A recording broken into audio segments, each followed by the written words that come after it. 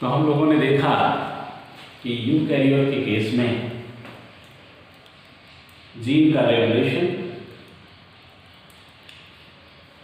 कहाँ कहाँ होता है and in case of prokaryotes gene का रेगुलेशन कहाँ कहाँ होता है। Now we have to explain the autonom concept.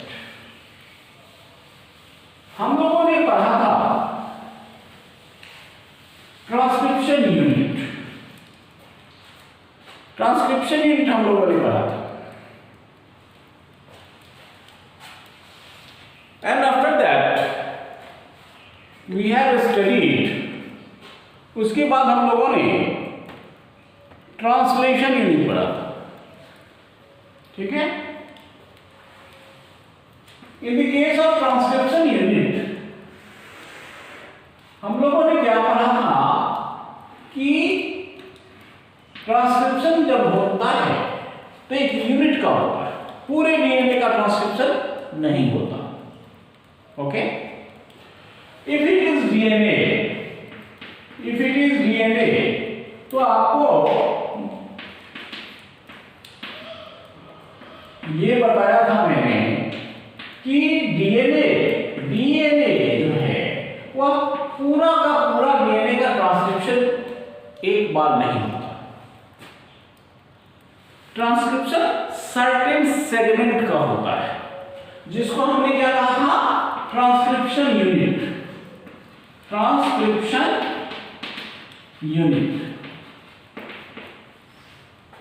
जिसमें आपको बताया था कि एक प्रोमोटर होता है, एक टर्मिनेटर होता है और बीच में स्ट्रक्चरल जीन होता है। स्ट्रक्चरल जीन होता है।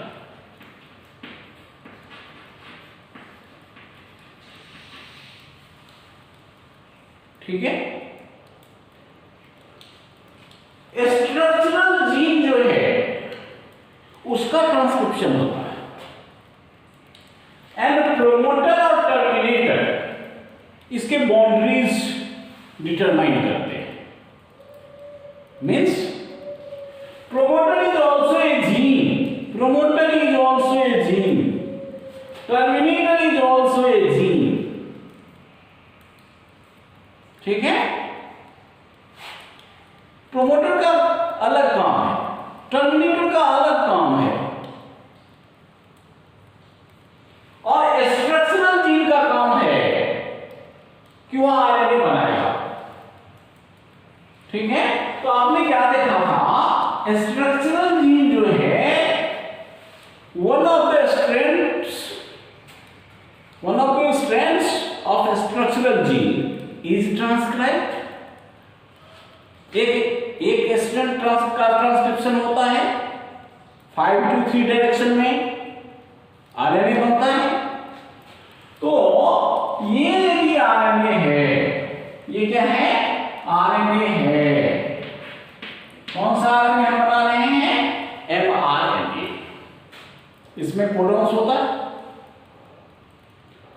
एंड इस एमआरएनए में मैंने आपको बताया था कि ये जो एमआरएनए है उसमें होता है ट्रांसलेशन यूनिट।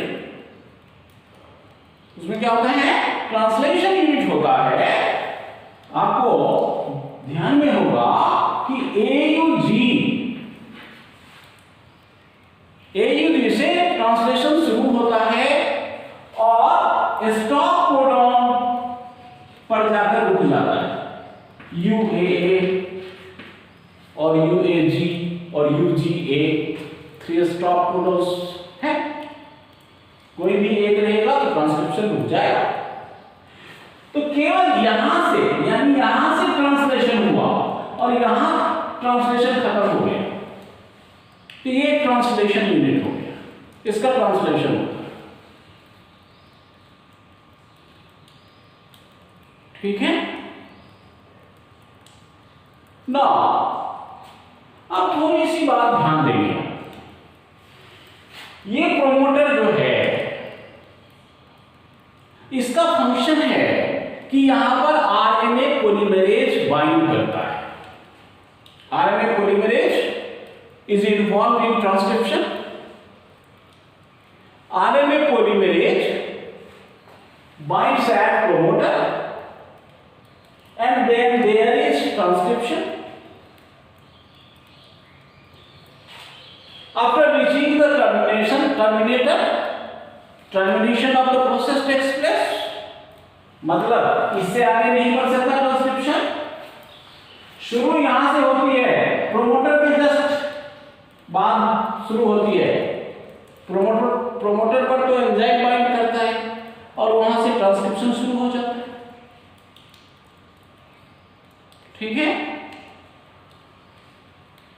अब क्या होता है? In most of the cases, there are regulatory units in DNA. अभी तो हमने पढ़ा था ट्रांसक्रिप्शन यूनिट, ये हो गया आपको translation unit. Now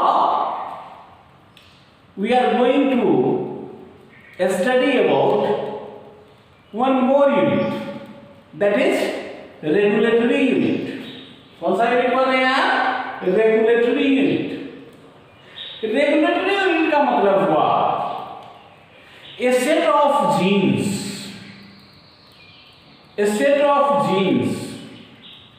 which are involved in expression of a particular gene or a group of genes. ठीक है, regulatory unit means a part of DNA, a unit of DNA which has a group of genes,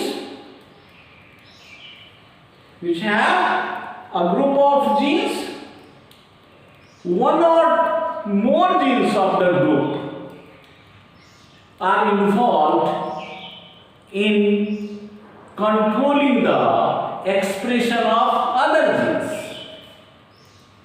अब आप देखिए, मैंने अभी कहा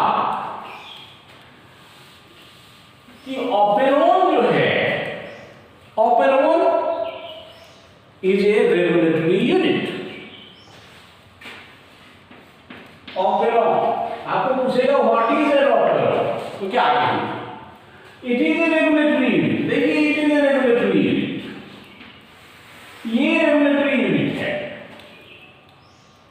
operon is a unit of regulation,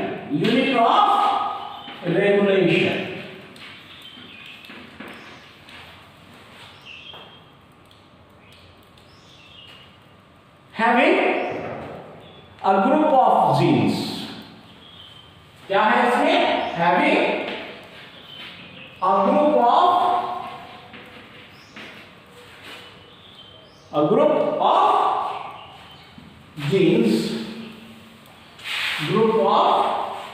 genes,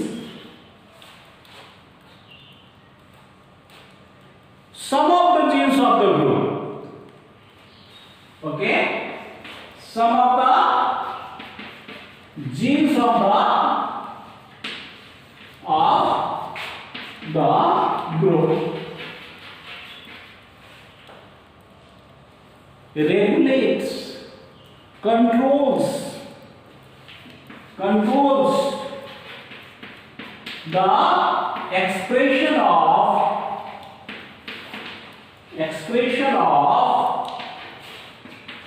other gene or genes।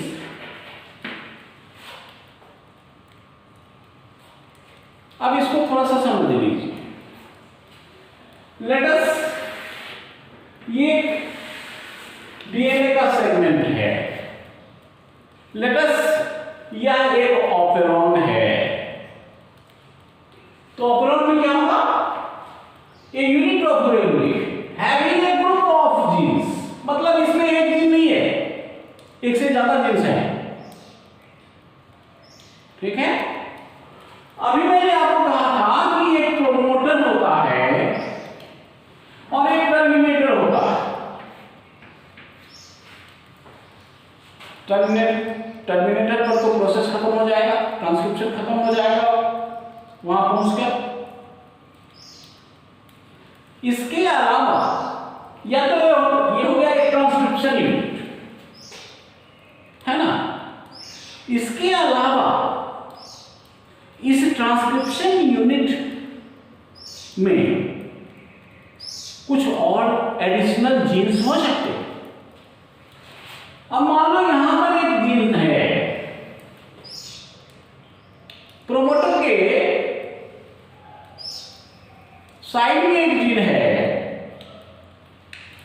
और वह जीन आरएनए पॉलीमरेज को आगे बढ़ने से रोकता है। ठीक है, प्रोमोटर के साइड में एक जीन है जो प्रोमोटर को आगे बढ़ने से रोकता है, ये आगे नहीं बढ़ सकता जब तक ये जीन इसको अलाउ नहीं करेगा आरएनए पॉलीमरेज को, तब तक वह प्रोमोटर पर रुका हुआ। तो इस जीन को हम कहेंगे operator gene. A gene which is at the side of promoter and stops the RNA polymerase to start the process of transcription। उसको हम क्या कहेंगे? Operator gene. ठीक है। प्रोमोटर से पहले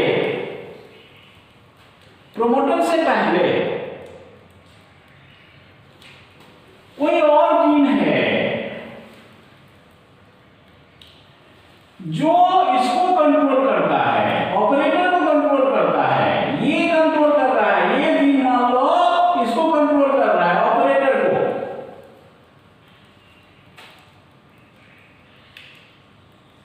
means operator has to obey the instruction of a gene which is on the other side of the promoter। तो ऐसे जीन को हम कहेंगे रेगुलेटर जीन। कौन सा जीन कहे इसको कहे रेगुलेटर जीन। ये हो गया रेगुलेटर जीन। ये तो प्रोमोटर है ही, इसको कहे operator.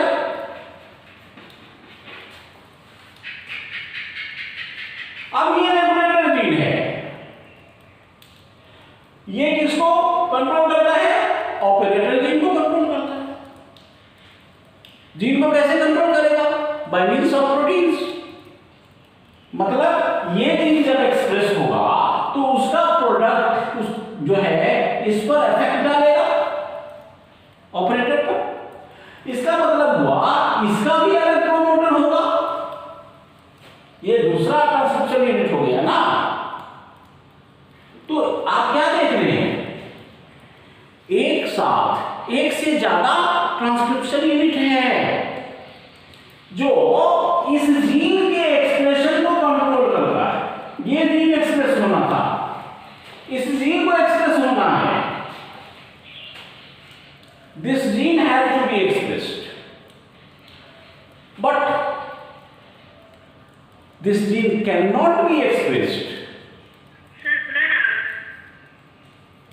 This gene cannot be expressed unless and until regulator is not allowing the operator to allow RNA polymerase to proceed from promoter। फिर से समझो ध्यान से। ऑपरेंड को मैंने कहा it is a unit of regulation. ये रेगुलेशन का यूनिट है, कंट्रोलिंग यूनिट है, having a group of genes, जिसमें बहुत सारे जीन्स होते हैं।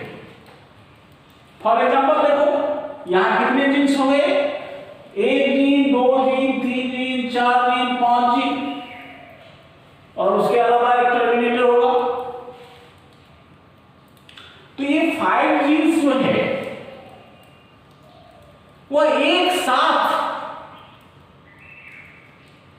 एक यूनिट बनाता है, जिस यूनिट को हमने कहा ऑपेरॉन।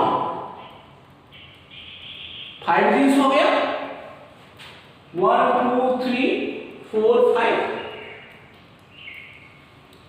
अब ये जो है ये एक ट्रांसक्रिप्शन यूनिट हो गया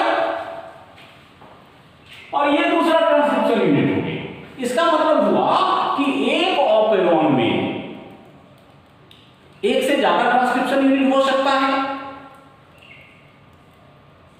समझे ना? एक ऑपेरॉन में एक से ज्यादा ट्रांसक्रिप्शन यूनिट हो सकता है। क्योंकि आपने यहां क्या देखा कि इस जीन को एक्सप्रेस होना है, इस जीन का एक प्रोमोटर है, लेकिन प्रोमोटर के साथ इसमें एक ऑपरेटर जीन है। And what is the function of operator gene?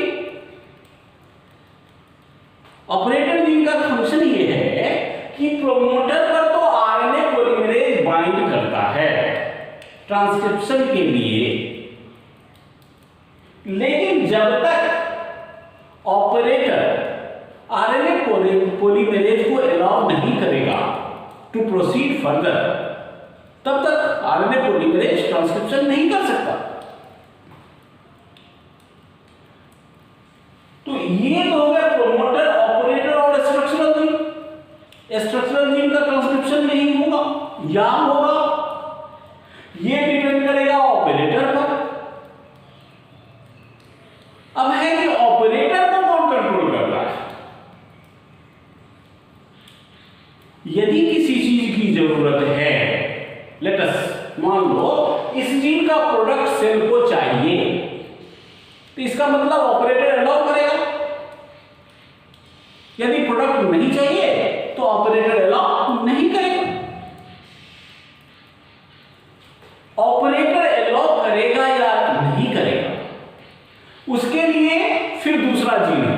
Operator को कोई और कंट्रोल कर रहा है, उस जीन को हम कहते हैं रेगुलेटर जीन। यदि किसी सेल को इसका प्रोडक्ट चाहिए तो रेगुलेटर का जो प्रोडक्ट होगा वह ऑपरेटर को कहेगा कि आरएनए पॉलीमरेज को अलाउ करो। यदि इसका प्रोडक्ट नहीं चाहिए तो रेगुलेटर का प्रोडक्ट ऑपरेटर को कहेगा कि आरएनए पॉलीमरेज को अलाउ नहीं करना। यदि आवश्यकता है तो अलाउ करना है, यदि आवश्यकता नहीं है तो अलाउ नहीं करना। That is the function of regulator. इसका मतलब ये हुआ कि रेगुलेटर का भी ट्रांसक्रिप्शन होता है और ट्रांसलेशन होता है। यानी ये एक अलग जीन हो गया, यह एक ट्रांसक्रिप्शन यूनिट हो गया। तो रेगुलेटर, ये रेगुलेटर है, जीन है, स्ट्रक्चरल जीन है, प्रोटीन बनाता है, तो इसका भी एक प्रोमोटर होगा, क्योंकि ये भी तो एक ट्रांसक्रिप्शन यूनिट है, तो इसका भी एक प्रोमोटर होगा। तो यहां आप क्या देख रहे हैं कि ये प्रोमोटर इस रेगुलेटर का, एक प्रोमोटर इस जीन का, और उसके साथ क्या है? ऑपरेटर है। यानी यहां ये इससे इधर दूसरा ट्रांसक्रिप्शन यूनिट है और इससे इधर ये दूसरा ट्रांसक्रिप्शन यूनिट है। ये दोनों ट्रांसक्रिप्शन यूनिट मिलाकर के बनाया एक ऑपेरॉन। समझे? तो ऑपेरॉन समझ गए होंगे आप। अब हम एक ऑपेरॉन को एक्सप्लेन करेंगे, दैट इज लैक ऑपेरॉन। ठीक है? तो मैंने ऑपेरॉन के बारे में कंसेप्ट आपका क्लियर हो जाना चाहिए कि ऑपेरॉन है क्या। तो कुछ नहीं है, group of genes, group of transcription unit है जो एक साथ काम करता है, जो किसी जीन का एक्सप्रेशन होगा या नहीं होगा, कब होगा या कब नहीं होगा, उसको डिटरमाइन करता है और एक साथ वर्क करता है। तो ऐसे यूनिट को हम कहते हैं ऑपेरॉन। ठीक है, फिर मैं आपको 2 मिनट दूंगा, फिर कोई दिक्कत होगी तो आप हम लोग उसको क्लियर करके and after that we have to proceed for lac operon. Lac operon आज हमको जो है पढ़ लेना। ठीक है।